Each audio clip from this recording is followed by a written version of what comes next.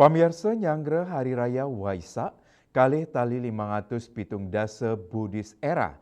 Sane pacang memargi ring Candi Borobudur, Jawa Tengah, tanggal 3 dasa Mei, Brahma Vihara Arama ring Banjar Tege, Kecamatan Banjar Buleleng, sampun ngawit mapi dabdab, sejeroning Nyanggra pengerau dasaan Biku Thailand, miwah Indonesia.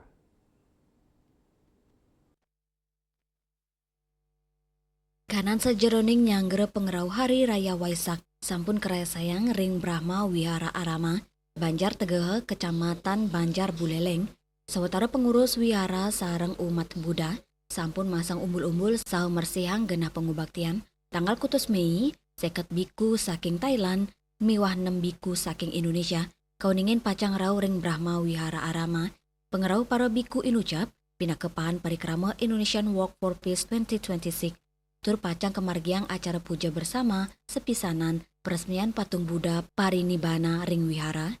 Raris ring tanggal 10 Mei, pemargan para biku pacang kebungkar resmi oleh Wakil Menteri Agama Republik Indonesia Romo R. Muhammad Syafi nuju Candi Borobudur. Manut biku Kemavirutera, para biku pacang memargi nuju Borobudur antuk do 3 kilometer nyabran raine.